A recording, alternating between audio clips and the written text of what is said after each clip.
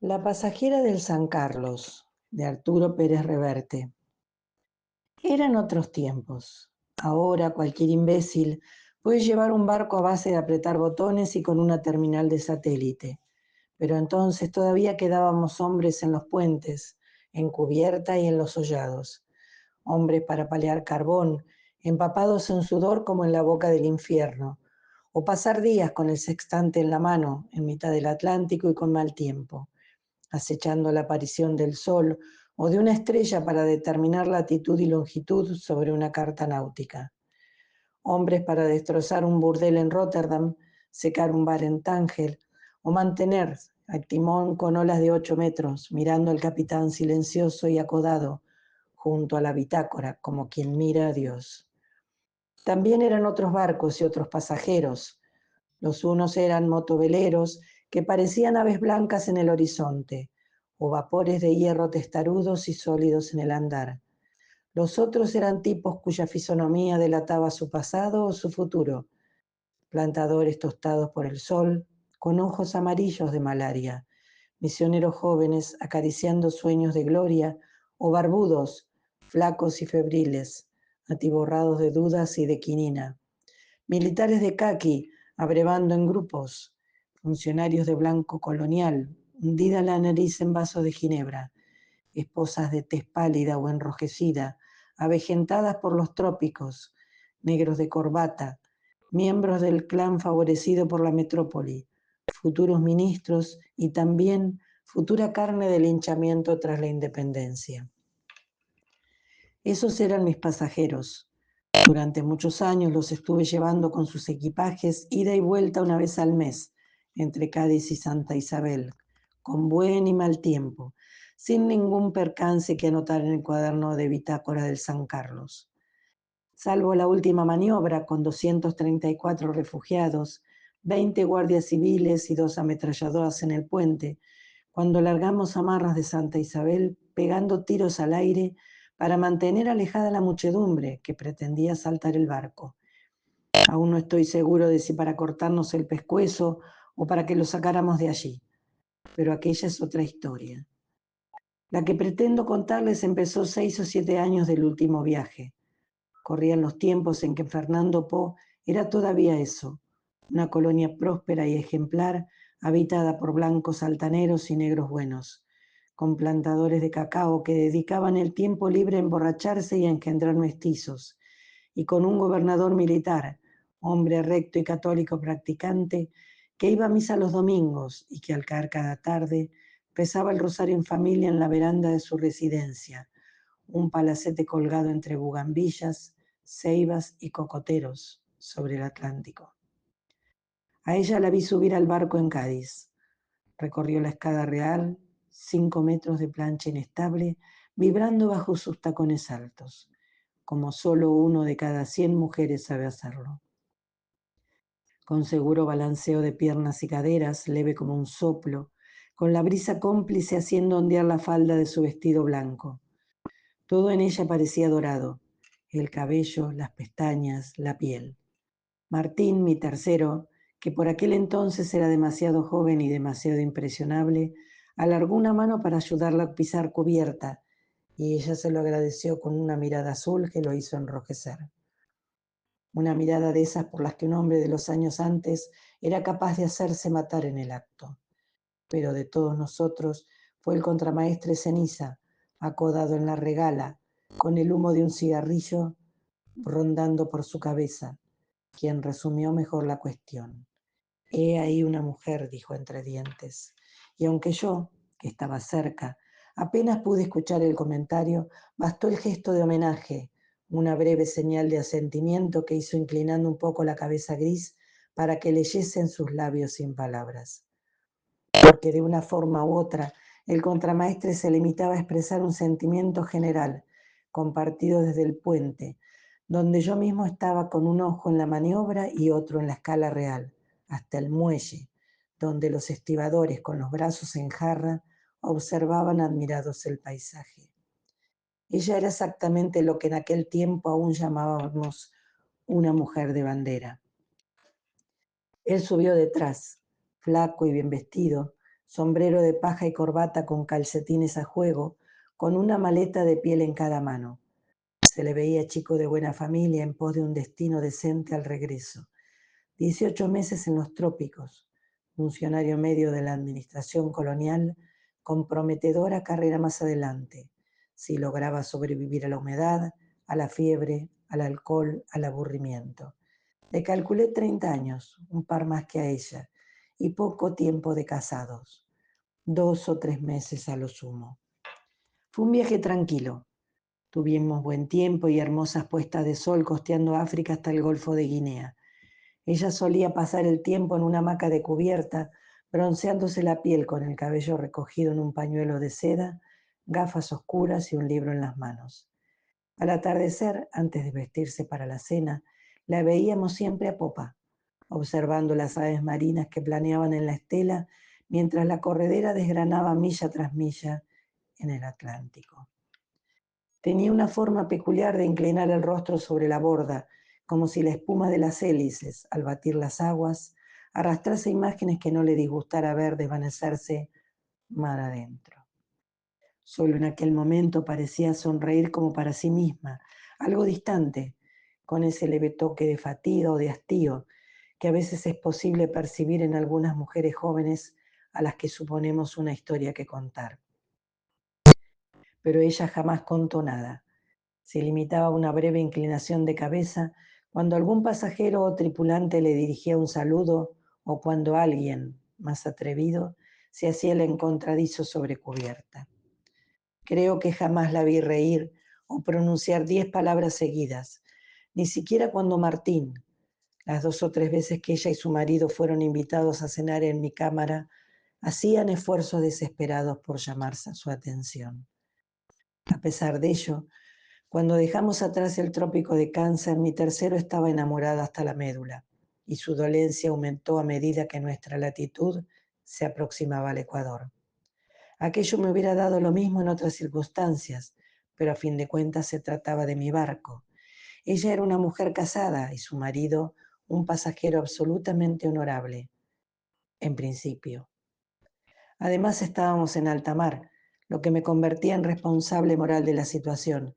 Así que una noche subí al puente mientras Martín hacía su guardia, me apoyé a su lado en la bitácora y en voz baja, para evitar que nos oyera el timonel, le dije que estaba dispuesto a colgarlo de un puntal si seguía siendo el idiota. Creo que captó el fondo del asunto, pues a partir de entonces dejó de tartamudear en su presencia y todo fue como una seda. Y no es que al marido le hubiera importado mucho. Lo cierto es que resultaba un tipo curioso. Yo estaba al corriente. A un capitán en un barco se le ocultan muy pocas cosas. De que las noches en los camarotes de primera y que ambos ocupaban eran ardientes, por decirlo de algún modo. Mayordomos y camareros daban fe, y era inevitable que eso llegara a mis oídos, de que tras la cena, ya en la intimidad de sus estrechas literas, ambos se entregaban a prolongados y ruidosos ejercicios conyugales. Lo extraño de todo aquello es que durante el día, en la vida cotidiana de a bordo, apenas se prestaban atención, y era imposible, por mucho que se acechase, recibir en ellos los gestos tradicionales que uno suele esperar en tales casos cuando hay de por medio una joven pareja de recién casados. Mientras ella permanecía encubierta, con su libro o absorta en la estela del barco, él conciliaba una estrecha relación con Oscar, el barman de a bordo, a cuyo segundo taburete por la izquierda, en estribor, parecía abonado en permanencia. Bebía como un profesional, solo, despacio y en silencio. Y a pesar del aire de muchacho de buena familia, Oscar terminó confesándome que había algo encanallado en su forma de torcer el bigote rubio a la hora de contemplar al trasluz la transparencia del sexto o séptimo martini.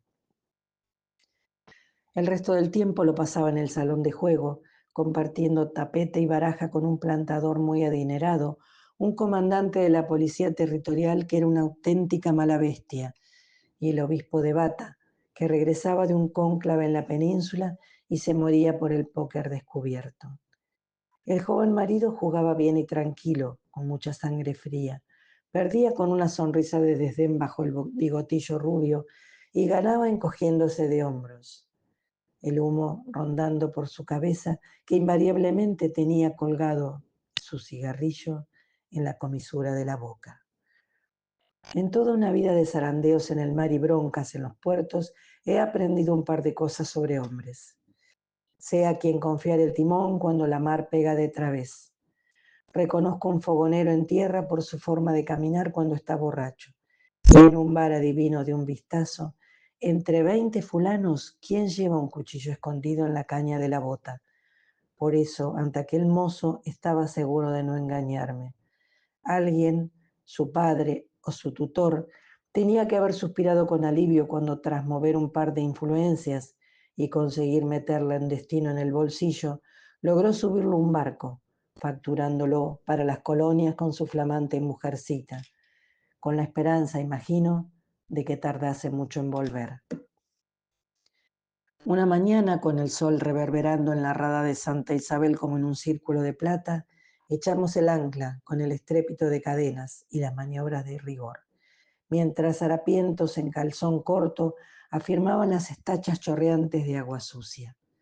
Se tendió la escala real y primero ella sin volver la cabeza y luego él, tocándose el ala del sombrero, desembarcaron sin más ceremonia y salieron de nuestras vidas. En la monótona existencia local, que solo se animaba cuando algún plantador se volvía maraja y le pegaba un tiro a su mujer, la llegada mensual del San Carlos era fiesta de precepto en el calendario local.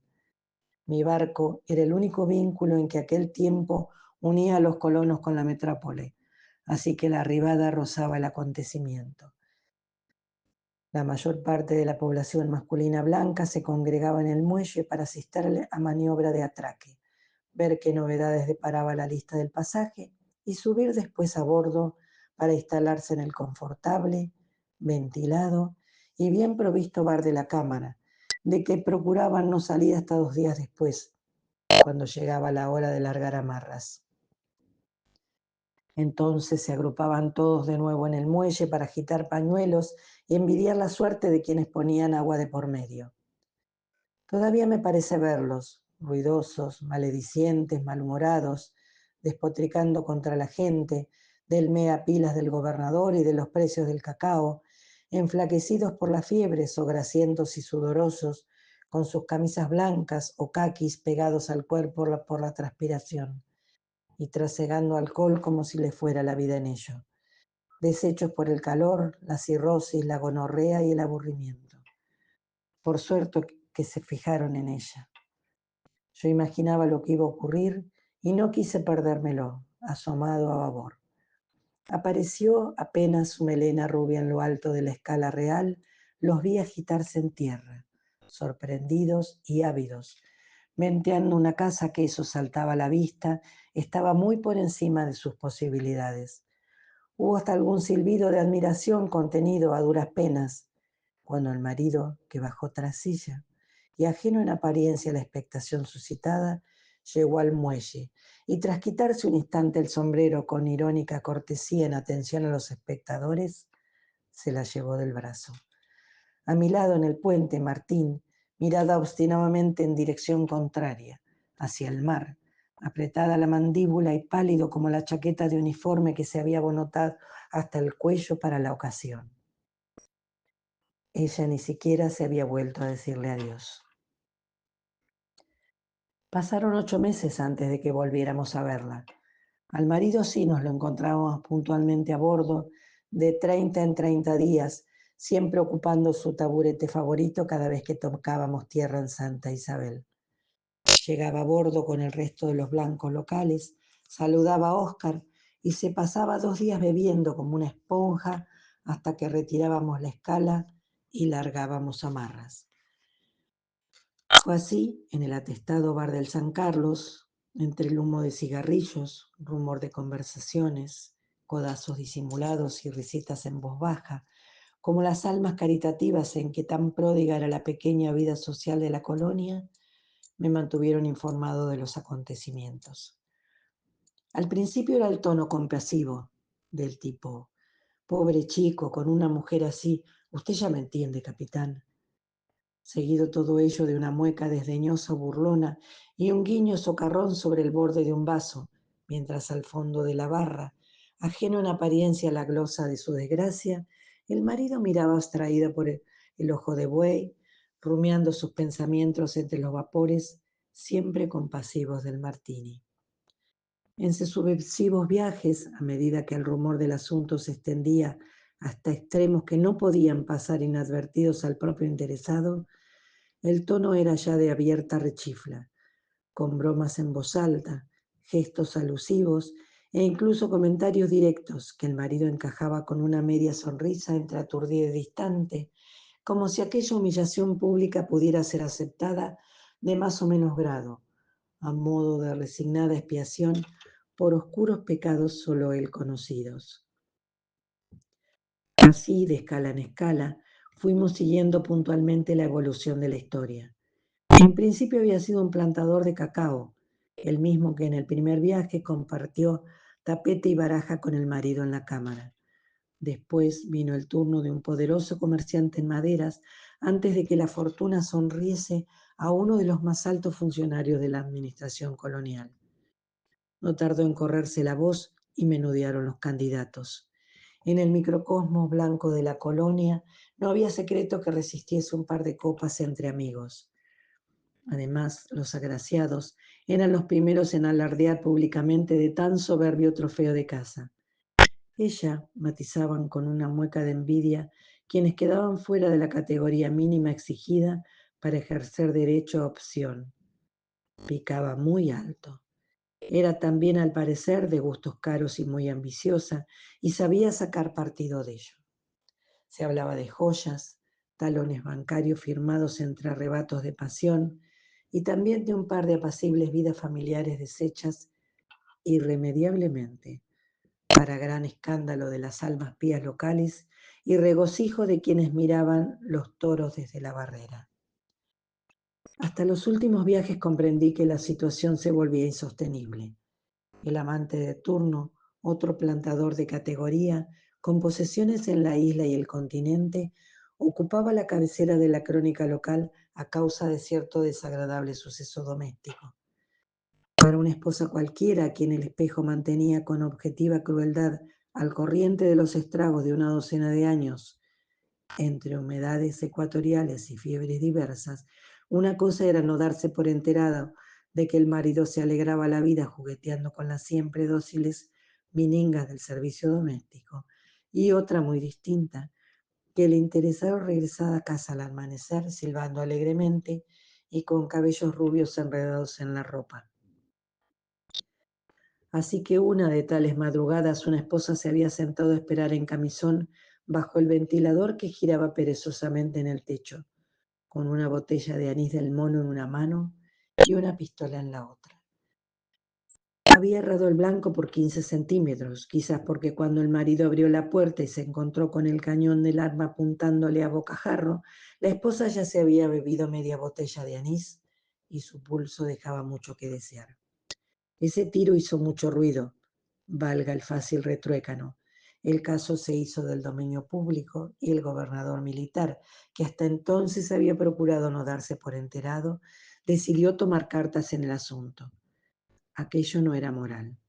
El marido fue convocado por vía de urgencia y tras una breve conversación cuyos pormenores jamás salieron a la luz, abandonó el despacho de su excelencia con un traslado fulminante a la península que valía una expulsión sumaria. Y fue así cuando, transcurridos aquellos 8 meses, la vimos subir de nuevo a bordo. Era un atardecer de esos muy lentos y tranquilos, con el sol que se deslizaba despacio a lo largo de la costa, silueteando cocotero sobre la cuesta de las Fiebres. Era rojo el reflejo del mar en el puerto y los muelles, y el aire parecía inflamado por algún incendio lejano. Eran rojas las paredes blancas de la aduana y rojas las camisas y los rostros de los colonos y funcionarios que, como en cada viaje, se congregaban en el muelle después de la última copa a bordo para despedir a los pasajeros y observar la maniobra de largar amarras. Yo sabía lo que iba a suceder. anunciado de 2 días atrás con la ruindad y la mala fe que son de esperar en tales casos. Todos estaban allí aquella tarde, los habituales y también los que no lo eran, vestidos expresamente para no perderse el espectáculo. No quedaron defraudados. Estaba a punto de ordenar la maniobra cuando los vi bajar de un coche, precedidos por un par de personas con su equipaje. La gente que aguardaba a pie de pasarela abrió paso en silencio. Ella vestía de blanco como al subir al barco en Cádiz, y su cabello dorado tenía reflejos rojizos cuando antes de ascender por la pasarela se quitó las gafas oscuras y paseó una mirada azul, serena y singular, por los rostros que la rodeaban. Estaba tan bella como el primer día, y vi que Martín, mi tercero, tragaba saliva con dificultad, aún estando tan al corriente de lo ocurrido como lo estábamos yo y el ruin comité de despedida congregado en el muelle. Entonces el marido, que miraba al suelo, le tocó el codo y ella levantó la barbilla desafiante y se puso de nuevo en movimiento, como si despertara de un sueño una imagen. Pisó la escala y ascendió por ella con aquel balanceo suave de espaldas y caderas en las que no se ponía el sol. Una entre 100, recuerden, solo una de cada 100 mujeres es capaz de moverse así, al abandonar la seguridad de tierra firme y mucho menos dejando lo que aquella dejaba a su espalda. Pensé que se encerrarían en su camarote hasta zarpar, pero me equivocaba. Se quedaron los dos en cubierta, mirando hacia el muelle, mientras bajaban la pasarela y soltaban amarras, dejando caer en un chapoteo las estachas al mar. Mientras yo daba la orden de largar todo a popa, timón a estribor y avance poca, y el San Carlos empezaba a separarse lentamente del muelle, el grupo que estaba en tierra se agitó con un rumor que fue creciendo hasta llegar a los pasajeros en cubierta. Primero fueron sonrisas descaradas, adioses guasones, pañuelos agitándose con mala intención. Después gestos inequívocos que dieron paso a groseras carcajadas. Me volví a mirar a la pareja interesado, casi desatendiendo la maniobra. Apoyados en la regala, sin apartar los ojos de una brutal despedida, los dos observaban impasibles el espectáculo, como si nada de aquello se refiriese a sus propias vidas. No había sus rostros expresión alguna, rastros de ira o vergüenza, si acaso altanería en la mirada fría, en los ojos azules de ella, y quizás un punto de absorta atención, de reflexiva curiosidad en él, en su forma de observar a la gente que lo insultaba, como si de sus rostros y voces pudiera extraer interesantes consecuencias. Y entonces, desde el muelle, llegó hasta nosotros, hasta él, clara y distinta, pronunciada con perfecta nitidez en un grito ruin.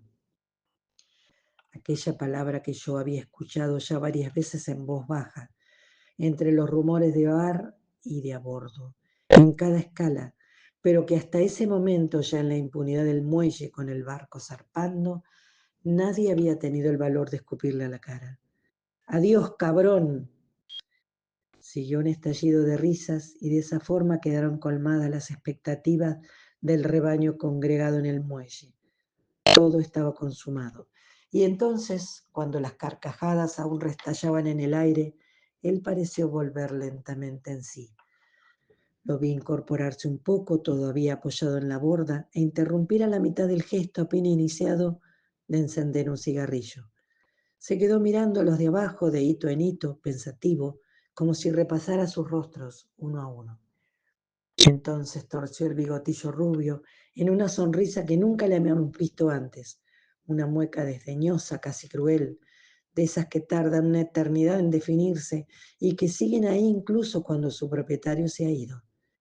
Y con esa sonrisa en la boca levantó una mano, agitándola lentamente en gesto de decir adiós.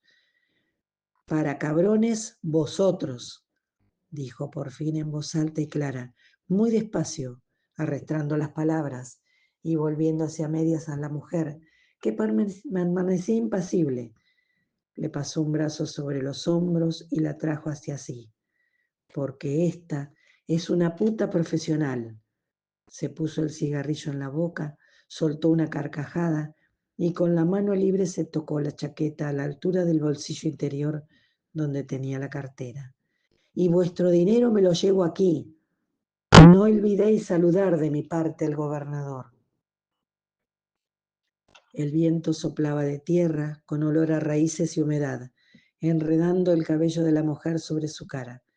Ella se lo apartó con un gesto, hermosa y fría como el mármol, inalterable, y pude ver cómo sus ojos azules paseaban un destello de triunfo sobre los rostros estupefactos del muelle rojizo, donde agonizaban los últimos rayos de luz.